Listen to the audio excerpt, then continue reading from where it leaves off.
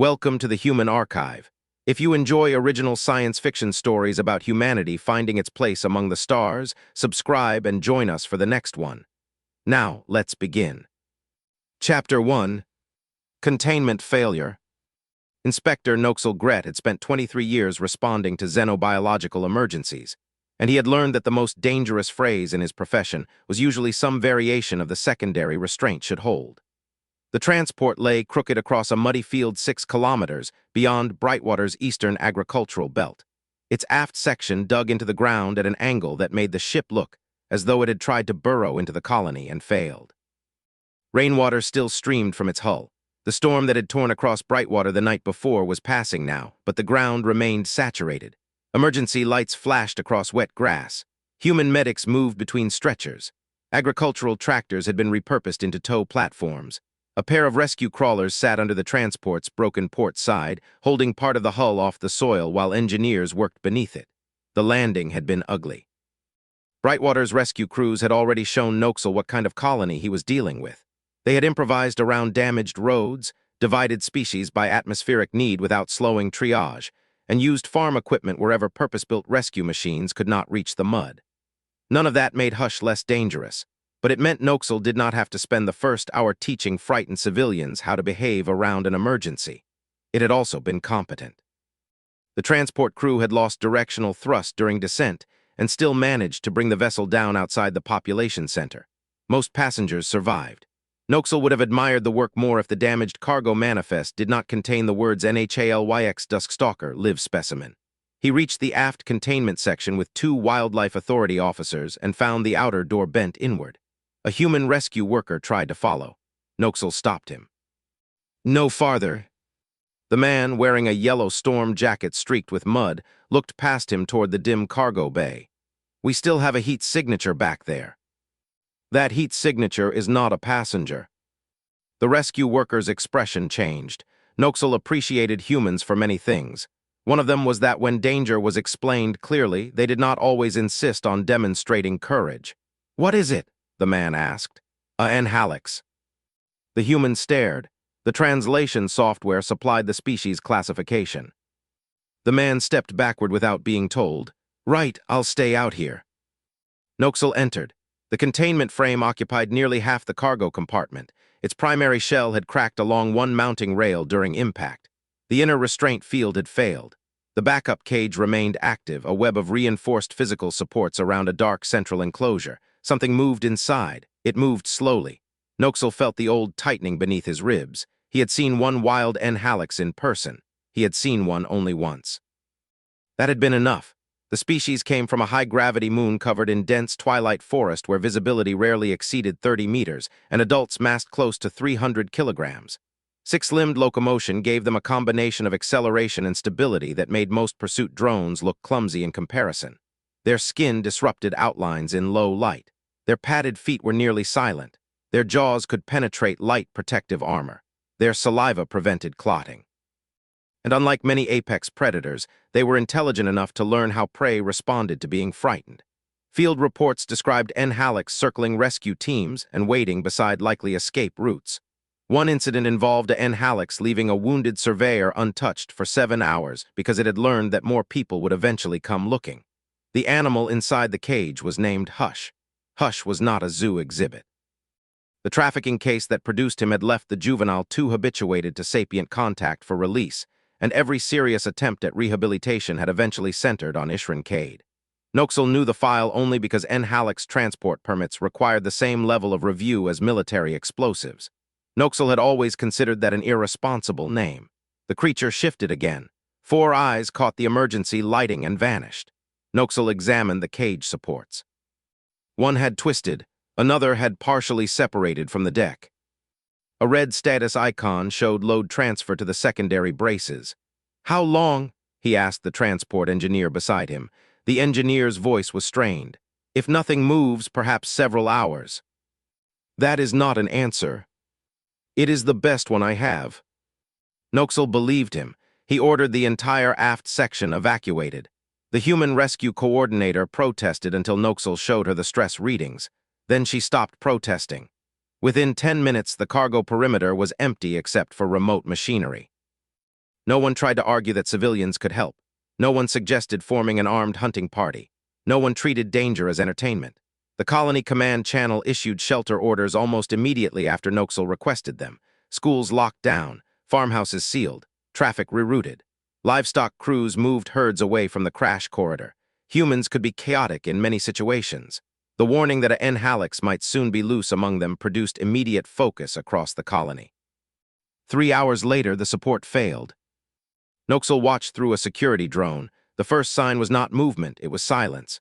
The strained metal stopped groaning. Then one of the cage braces snapped. The camera jolted as something struck the enclosure from inside. A second brace bent outward. The drone backed away, too late. The Nhalyx came through the weakened opening like darkness learning how to run. 6 limbs hit the deck. The animal crossed the cargo bay in less than 2 seconds.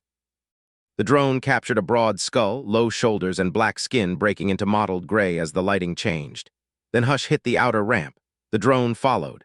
For 6 seconds it tracked him across the wet field. Then the Nhalyx entered a line of storm-flattened trees. The drone saw branches move, nothing else. Noxal activated lethal containment authority. Every local security system received the same instruction. Do not approach. Do not pursue on foot. Do not attempt capture without authorization. If Hush entered immediate contact range with civilians, weapons were cleared. That was when Leona Fairchild arrived. She was human, mid-40s by Noxal's estimate, wearing a brown field coat rather than armor.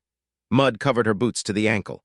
Her identification marked her as Brightwater Colony's chief wildlife conflict officer. She looked at the last drone image, then at Noxal. What does he normally do when he gets out? Noxal regarded her, kill things. Leona did not react. That got Noxal's attention. Humans often answered frightening information with bravado, humor, or denial. Leona did none of those things. She wanted behavior before mythology, which was exactly how competent field investigators approached animals they could not afford to misunderstand. I asked what he does. Noxal felt a small irritation. The distinction may become irrelevant. It might. She looked back at the image, but not yet. Chapter 2. What did it eat? During the first night, 3 sightings were confirmed. A farm camera caught Hush crossing a service road. A livestock sensor recorded movement near a fenced herd enclosure. A high-altitude drone found heat in a drainage channel, lost it under storm-damaged vegetation, and never regained contact. None of the sightings produced a safe shot. Noxal considered that failure. Leona considered it information. She insisted on inspecting the livestock enclosure after first light. Noxal went with her because refusing would have left him imagining what she might do unsupervised. The herd consisted of thick-bodied grain animals bred for Brightwater's cooler nights. More than 40 had been inside the fence when Hush entered. The outer barrier had been climbed, not broken. Leona crouched beside the fence and touched one of the impressions in the mud. He came in here. Noxal scanned the enclosure. No blood. No missing stock either. Leona stood. The herd animals were pressed into the far corner, agitated but alive. A Nhalyx had crossed directly through vulnerable prey and killed nothing. Leona photographed the herd spacing, checked the fence twice, and asked the farmer whether any animal had been missing before the crash. She was eliminating easier explanations rather than building a story around the one she liked. Noxal did not like the implication. Predators were not obligated to attack everything edible. Humans, for some reason, often found this surprising. He said as much. Leona nodded. I agree. That made him pause. She walked toward the opposite side of the enclosure. The question is whether he didn't hunt because he wasn't hungry or because he was doing something else. Outside the fence, tracks continued along a windbreak. The storm had turned the soil into an excellent record. Hush's prints were unmistakable. The tracks showed a heavy, fast, 6-limbed gait. The trail cut across open ground instead of remaining inside the tree line. That bothered Leona. Noxal could see it in the way she kept looking left toward thicker cover. 2 kilometers farther on, they found the carcass. A native grazer lay beneath a stand of bent trees. Its neck was broken. The torso had been opened. Hush had eaten heavily. Leona stopped several meters away. She did not approach until Noxal scanned the area twice and confirmed no recent heat signature. Even then, she treated the kill with respect. He fed. Yes. So hunger isn't pushing him toward town. It may still influence behavior. Sure, but not enough to explain why he walked past 40 easier meals. Noxal looked back toward the route.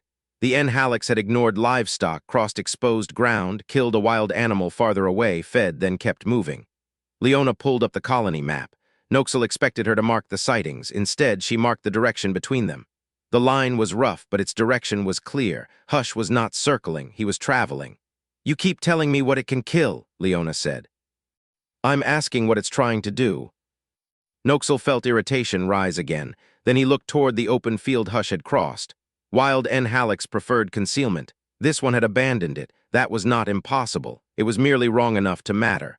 "All right," Noxal said. "We stop treating the sightings as isolated points." Leona nodded. "We track where his choices lead." Noxal disliked it. He also began using it immediately. Chapter 3. Does it have an owner? The trail from the kill eventually vanished on harder ground, so Leona returned to the crash site. Noxal accompanied her reluctantly. He already had teams searching a widening perimeter. Revisiting the point of escape felt like moving backward. Leona walked the boundary where the evacuation crews had staged passengers. The storm had left enough mud to preserve overlapping tracks, though hours of rescue work had made the area chaotic. She ignored most of it.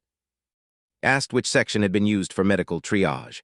Noxal pointed toward a flattened strip near the transport's starboard side. Leona walked over to the triage strip. The ground looked churned. The churned ground held human boot prints, crawler tracks, stretcher wheels, alien footprints, and the much larger impressions left by Hush. The prints circled twice, not at the cargo hatch, at the triage zone. Leona crouched beside a torn rescue blanket. The fabric had been dragged from a discard pile. One corner was shredded. Noxal scanned the blanket for saliva. The scan found none. The blanket had not been chewed. Leona lifted it carefully with gloved hands. He smelled this. "That is possible. He stayed here long enough to circle." "Yes." "What was here?" "Injured passengers." "Any staff bonded to him?" Noxal went still. The transport manifest had been partially reconstructed overnight. He knew the crew list. He knew the animal records. He knew one name remained unresolved. Dr. Ishran Cade. Senior Nhalyx behavioral specialist. Missing, Leona noticed the hesitation. "What?" Noxal pulled up the record. Ishran Cade was assigned to Hush. "Assigned how?" "Long-term behavioral specialist." "Handlers?" "Yes." "Where is he?" Noxal hated the answer. "Unknown." Leona straightened. "Unknown because he's dead." "No confirmed fatality." "Unknown because he didn't make it off the ship." Passenger identification had been disrupted, and several casualties were moved before the manifests recovered.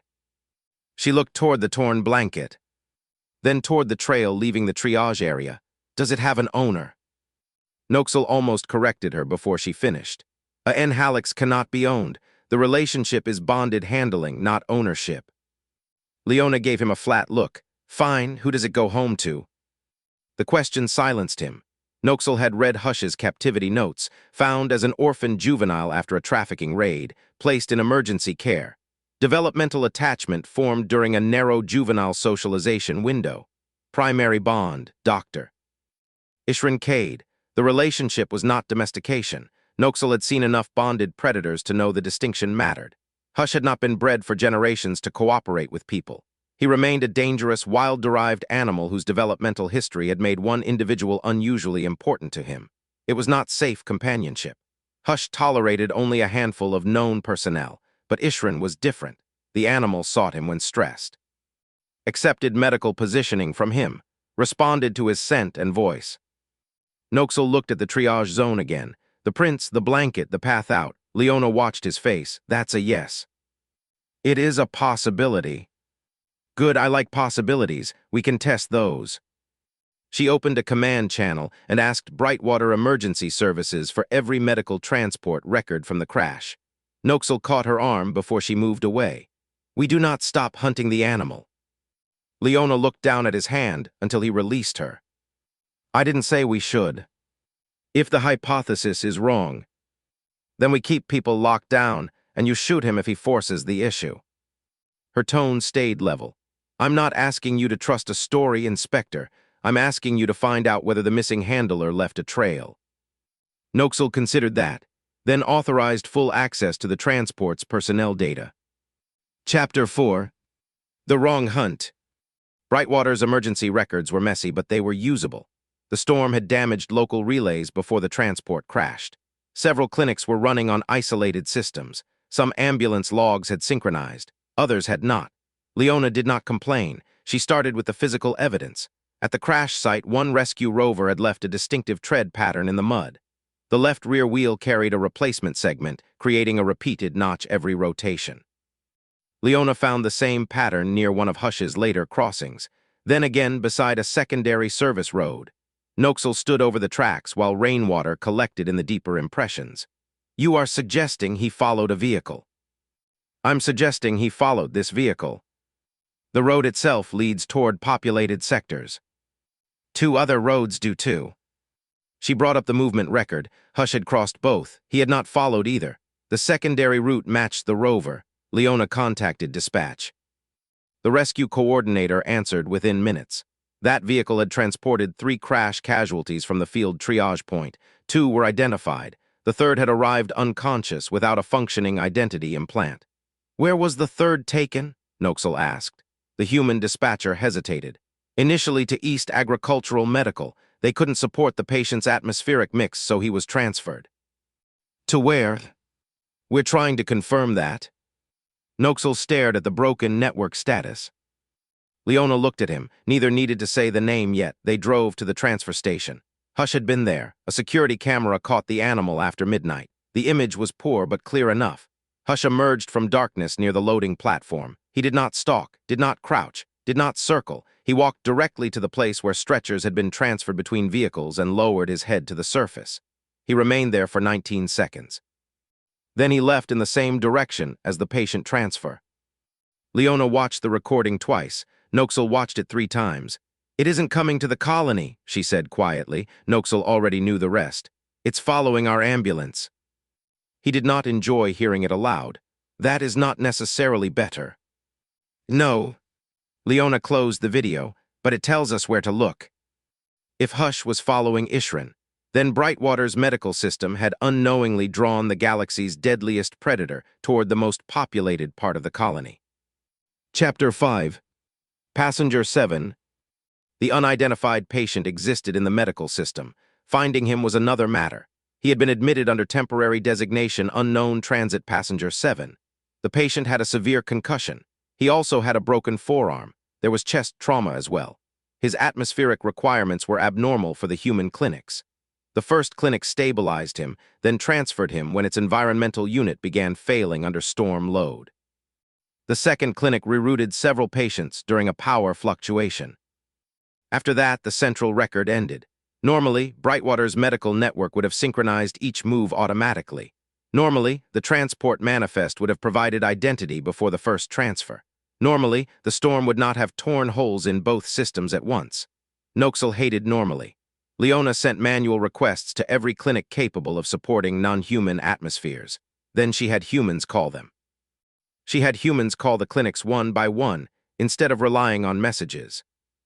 Noxal continued the predator search. He could not do otherwise. 70,000 civilians lived on Brightwater. A theory, however convincing, did not remove his responsibility. Hush continued moving. The next sighting came from a fuel station camera. The animal crossed behind a building without approaching the brightly lit service area. Another camera caught him near a drainage trench. Again, the direction matched the medical transfer route.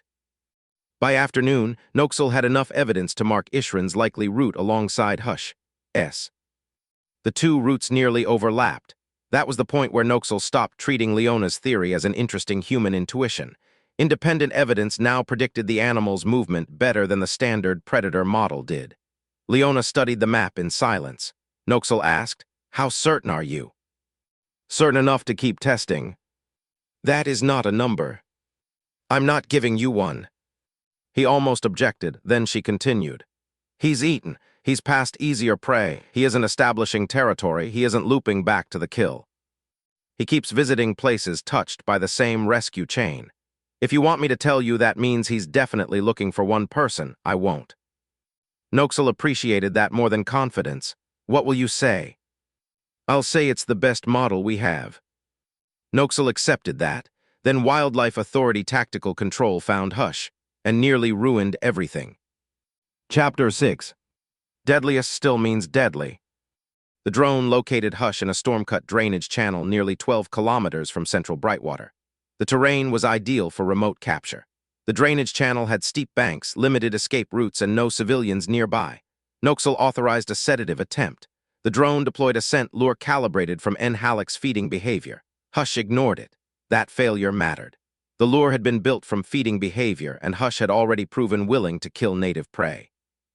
If food were his primary motivation, the lure should at least have changed his attention. The animal lay half-concealed beneath broken vegetation, skin darkened to match wet soil. The operators moved closer. Hush retreated under a collapsed bank. The first dart angle disappeared. The drone descended. Noxal ordered it to hold. The operator argued that the animal would be lost again if they waited. Noxal understood the urgency. He approved another 5 meters. The drone advanced. Hush vanished. Hush had not merely retreated. He had vanished. Noxal had enough field experience to recognize the difference. Back out. The operator started to comply. A dark shape erupted from the vegetation to the drone's left. Hush crossed the distance faster than the stabilizers could compensate. One forelimb struck the machine. The sound came through the remote feed as a burst of tearing metal. The drone spun. A second strike ripped away the lift assembly. The feed died when the machine hit the ground. A security crawler 70 meters away captured what happened next. Hush emerged from the drainage cut. An armed officer stood behind the crawler's armored shield.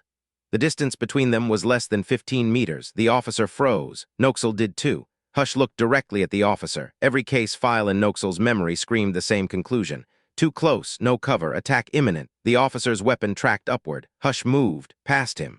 The animal sprinted across the road and disappeared into scrub. The officer did not fire. Noxal let out a breath he had not realized he was holding. Leona arrived at the tactical station seconds later. She watched the replay. Play the approach again. Noxal did. She watched the drone close distance. Then the attack, then Hush running past the officer. He wasn't hunting the drone. No. He was removing pressure. Likely. And he didn't attack the officer. Noxal stiffened. That does not make him safe. I didn't say it did. Leona pointed at the screen.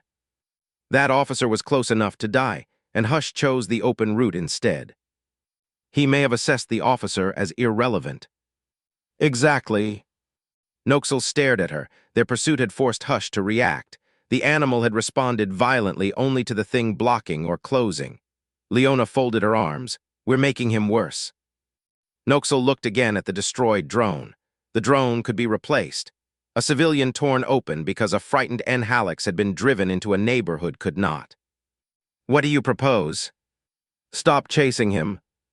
Noxal's first response was disbelief. Then he remembered she had been right too many times already to dismiss the words themselves. So he asked the more useful question. What does that look like? Chapter 7. Stop chasing it. Leona did not propose giving Hush freedom. She proposed giving him space. Brightwater shifted from pursuit to broad containment.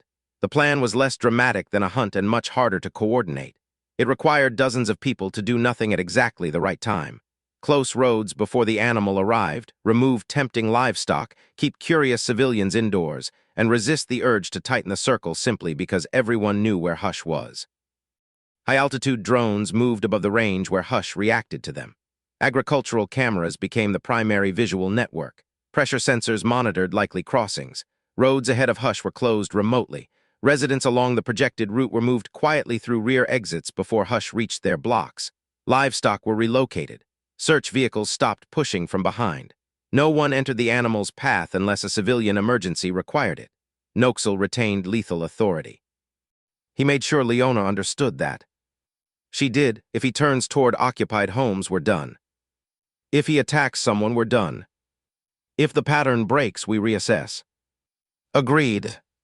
Noxal approved the plan for 1 hour. The change was immediate. Hush stopped zigzagging. Without drones pressing from behind, he moved more directly. He crossed 2 open fields, ignored an empty transport depot, passed beneath a freight overpass. Each movement gave them another data point, and every step brought him closer to central Brightwater. At the end of the hour, Leona studied the route. Noxal saw the problem before she spoke. Medical district. Hush was heading toward it. Instead, the correct explanation had placed a 300-kilogram predator on a direct course toward hospitals. Noxal extended the plan. Then one of Brightwater's outlying clinics finally answered its manual query. They had a Tessaric patient from the transport crash, unknown identity. He also had a broken forearm, thoracic trauma, concussion. The patient was stable. Leona looked at Noxal. "Send the image." Noxal did.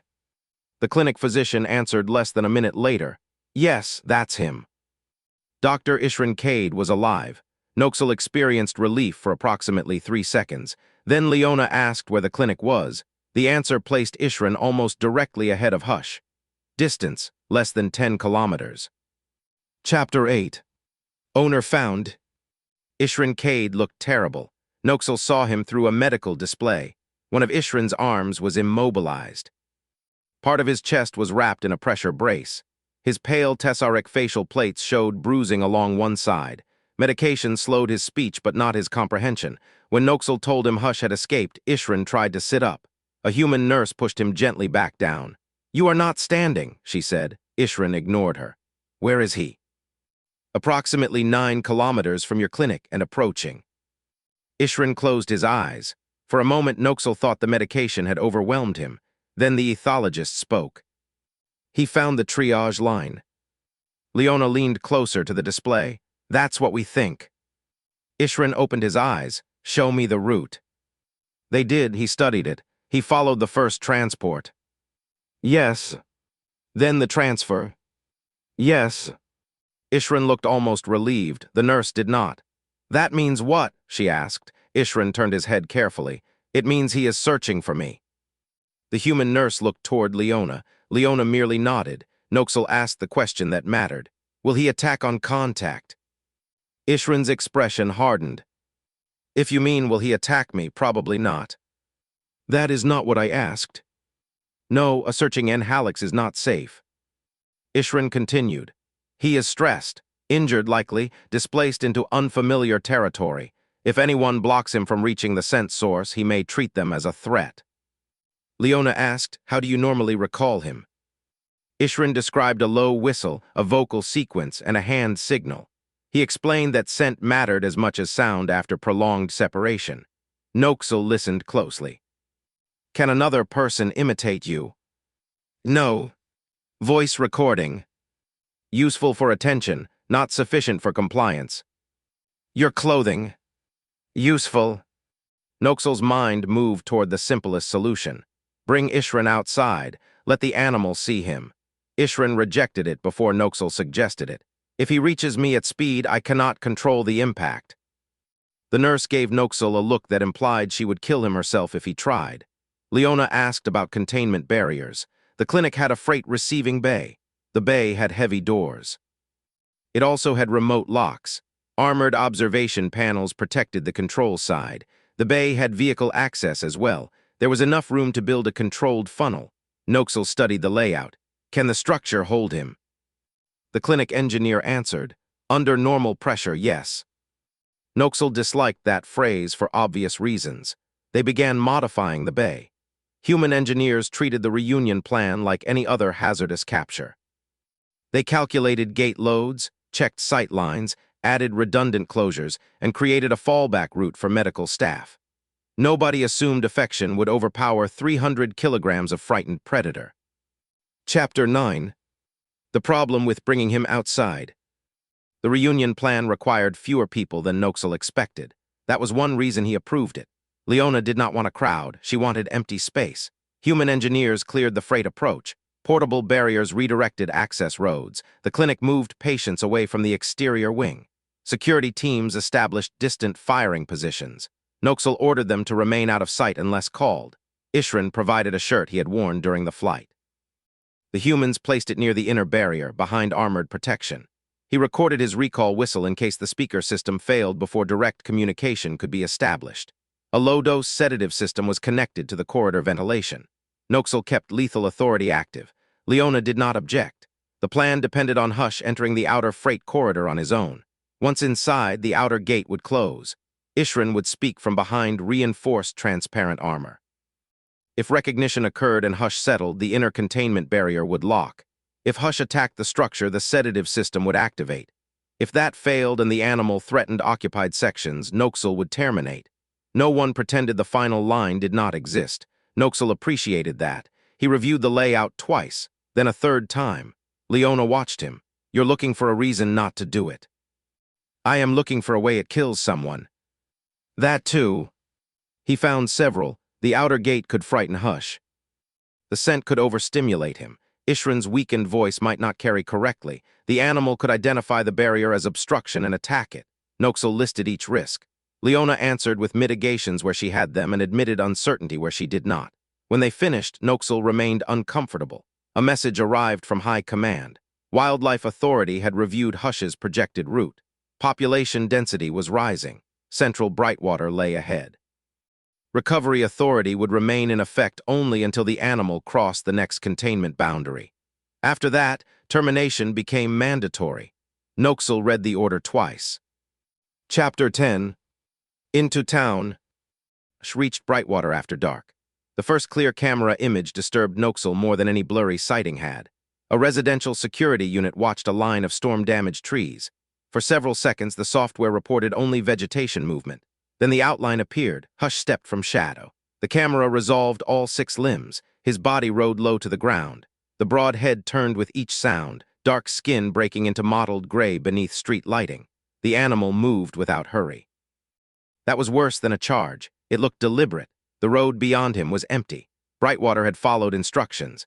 Noxal had worked containment events where civilians made everything worse by trying to film the animal defend property or prove that official warnings were exaggerated. Brightwater's residents had done something far more useful. They had made themselves absent. Homes were sealed. Street traffic had vanished. Schools had transferred students into storm shelters before dusk. Farm vehicles had been moved off likely routes. The colony had not needed armed patrols on every corner because its civilians had done the remarkably useful thing of staying out of the emergency. Hush crossed the road. A market stood 20 meters away. Food storage inside. He ignored it. Farther on, he passed a livestock transport yard. Empty now because the humans had relocated the animals hours earlier. He did not investigate. The Nhalyx continued toward the medical district. Leona stood beside Noxal in the clinic control room. She looked pale.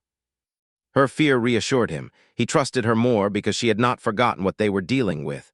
Hush disappeared between buildings. A new sensor picked him up 2 blocks later. Distance to the freight corridor, 3 kilometers. High Command transmitted again. The animal had crossed the population threshold. Termination authorization transferred automatically to Noxal's control. Inspector Greth, the regional director said over secure comm, you are ordered to engage if the animal enters the next sector. Noxal looked at Leona. She did not interrupt. The director continued. Containment efforts have exceeded standard tolerance. Civilian density is unacceptable. Noxal agreed with every word. He looked at the accumulated tracking record, then at the clinic feed showing Ishran behind armored glass. The human nurse had helped him into a seated position where Hush would be able to see him without Ishran standing. The regional director asked for confirmation. Noxal gave it. Noxal confirmed, order received. Leona waited until the channel closed. How much time? Very little. She looked at the route, then at him. Give us 90 seconds. Noxal did not answer. 90, she repeated. From the moment he reaches the clinic approach, if he breaks pattern, if he turns toward an occupied wing, if the corridor fails, I won't argue. Noxal looked at her. You understand what you are asking? Yes. You are asking me to disobey a termination threshold. I'm asking you to suspend it briefly based on the best evidence we have. Noxal reviewed the evidence one last time. The record showed that Hush had ignored livestock, fed elsewhere, tracked the ambulance route, scented the transfer platform, avoided an armed officer, moved more directly when pursuit stopped, and continued toward the clinic holding Ishran. None of it guaranteed safety. Noxal could still imagine 6 ways the pattern might fail. Hush could reach the clinic and become territorial around Ishran's scent. He could strike the barrier hard enough to breach it. Recognition might excite him rather than settle him.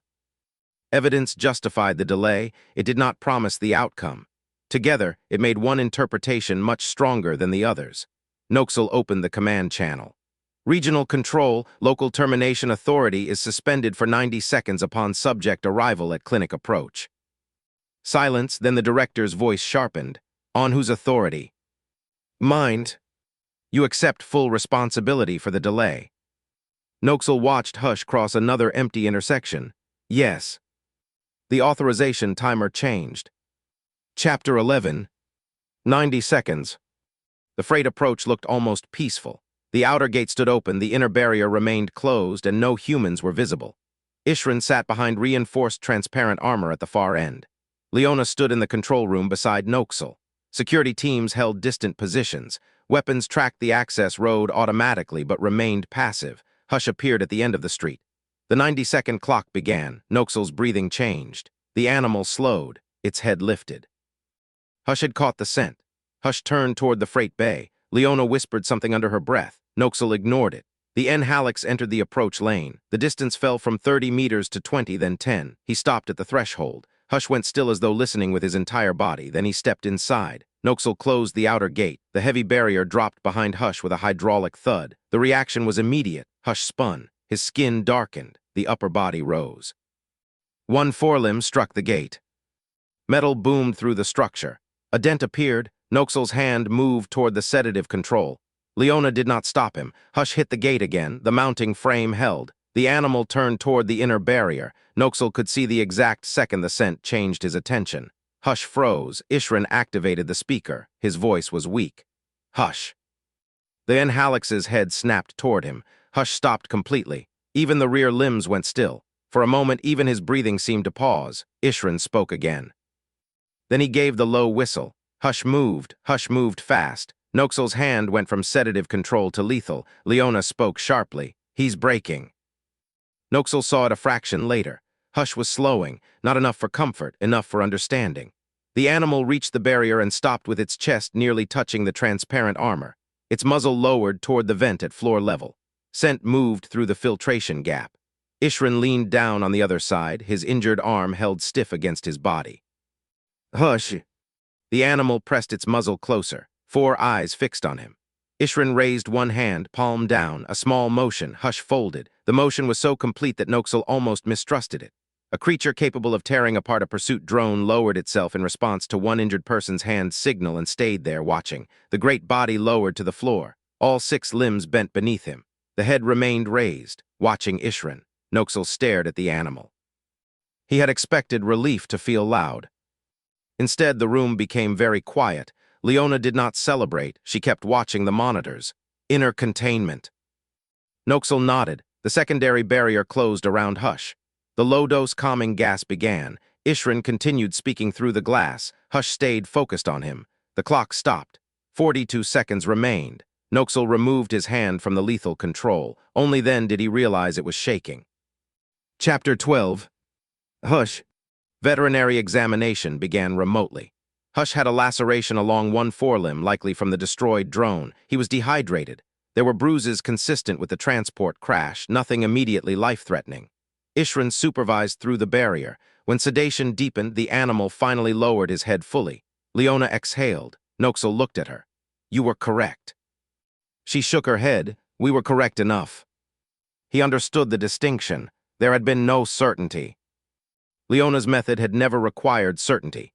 She had kept asking which explanation best matched the animal's actual choices and then changed the response when the choices changed. Noxal realized that was not softness. It was discipline. The clinic began reopening secured sections. Brightwater Command lifted lockdown by district rather than all at once. No civilians had been attacked. The damage included 1 destroyed Wildlife Authority drone, 1 dead native grazer, several damaged fences, and a freight gate dented badly enough that the engineers looked personally offended. That was the full damage report. Noxal had seen containment events involving far less dangerous animals produce far worse outcomes.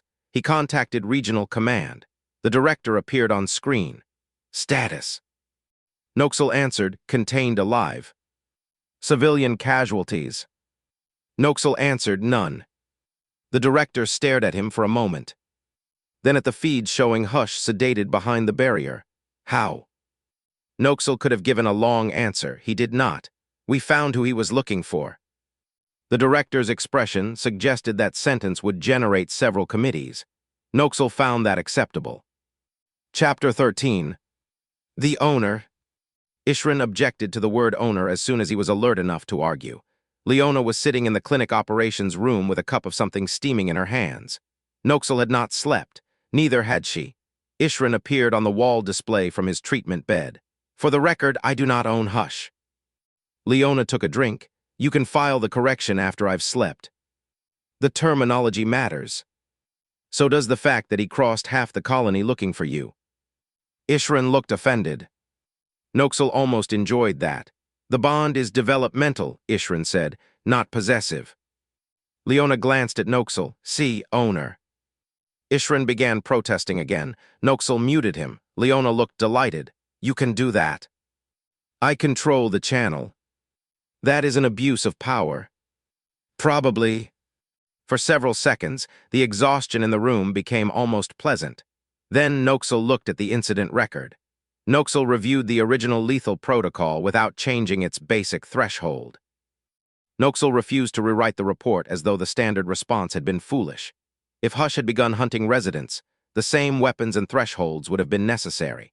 The error had been assuming that escaped apex predator described motive as well as capability. A hunting Nhalyx inside a civilian district remained an unacceptable threat. The procedure assumed that an escaped predator near population was primarily motivated by predation, territory, fear, or concealment. Hush had been driven by attachment. Leona watched Noxal reading. You're writing the report already. Yes. Try not to make a sound like we wanted to hug it. I was planning the opposite. Good. Noxal looked toward the containment feed. Hush slept beneath medical sedation. Ishran's chair had been moved closer to the glass. The Tessaric handler slept too. They slept on opposite sides of the barrier. Noxal returned to the report. Chapter 14. Find the person first. The procedural revision was narrower than Leona expected. She approved of that. The Galactic Wildlife Authority did not rewrite predator doctrine. It added a bonded animal exception to transport emergencies. If a known bonded predator escaped after an accident, response teams would immediately verify handler status. Animal movement would be compared against handler evacuation routes. Close pursuit could be reduced if it demonstrably increased aggression and broad containment remained viable. Reunion-assisted capture became an approved option when behavior supported it. Noxal added one requirement himself. Every future Nhalyx transport would carry redundant cross-linked identification between animal and primary handler. If one record disappeared from the medical system, the other would generate an automatic search. No more passenger 7. No more lost connection between cargo and casualty. Brightwater's wildlife office was asked to submit its behavioral mapping methods. Leona sent them without ceremony. The colony returned to normal faster than Noxal expected. Roads reopened. Farmers repaired fences. The freight gate was replaced. Someone at the clinic painted a small outline of a 6-limbed animal beside the dent before engineering removed the damaged panel. Noxal pretended not to notice. The humans noticed everything. Epilogue. First instruction. 3 weeks later, Hush was cleared for transport. The new containment frame was stronger. The backup restraints were independent rather than load-sharing. Remote monitoring had been doubled. Ishran would travel in the same protected module instead of a separate passenger compartment. Noxal inspected the exterior personally. Leona joined him near the loading ramp. A new placard sat beneath the primary hazard warning. It read, in event of containment failure, verify doctor. ISHRENKADES location before initiating pursuit. Leona read it, then looked at Noxal. He raised one hand. Do not. She smiled. I didn't say anything. You were about to. Through the reinforced viewport, Hush lay behind the inner barrier. Ishran worked at a console on the other side. When Ishran shifted in his chair, the Nhalyx lifted his head, watched him, then settled again. Leona tapped the placard. Good first instruction. Noxal looked at the sleeping predator. This time he did not correct her.